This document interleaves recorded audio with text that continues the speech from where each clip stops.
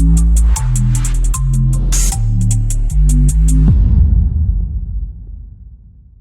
Wrong સાઈડમાં વાહન ચલાવવું જાણે નિયમોનો ભંગ ન હોય તેમ સામાન્ય બની ગયું છે, ત્યારે વાહન ચાલકો સામે લાલ આંખ કરતા પોલીસે એક સાથે શહેરભરમાં 25 ટીમો રસ્તા પર ઉતારી હતી.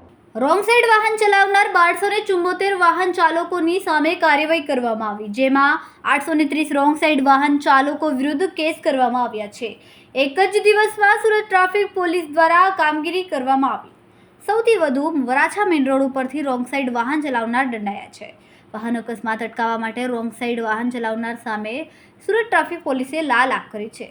રોંગ સાઈડ વાહન ચાલકોની શાન ઠેકાને લાવવા શહેર પોલીસ કમિશનરે વિશેષ અભિયાન હાથ ધર્યું છે, જે અંતર્ગત 25 ટીમ બનાવવામાં આવી છે. ગત મહિને સુરત ટ્રાફિક પોલીસ દ્વારા 83 દિવસમાં 1767 લોકોને સમજાવવામાં આવ્યા હતા. તે ઉપરાંત રોંગ સાઈડ વાહન હંકારતા ઝડપાયેલા 4059 વાહન ચાલકો સામે લાલ આંખ કરી હતી. ઝડપાયેલ તમામ વાહન ચાલકોના ડ્રાઇવિંગ લાયસન્સ સસ્પેન્ડ કરવા આરટીઓને રિપોર્ટ કરવામાં આવ્યો હતો.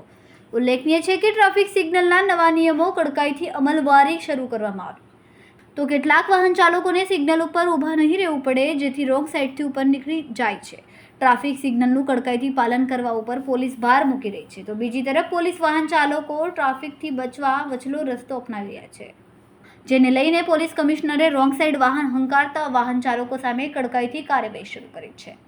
કેમેરામેન સેનિલ વિરાણી સાથે વિશાલ છેટા, માનવ પ્રભા ન્યૂઝ, સુરત. અમારા વિડીયોની નવી અપડેટ મેળવવા માટે સબસ્ક્રાઇબ કરો માનવ પ્રભા ન્યૂઝ ચેનલને.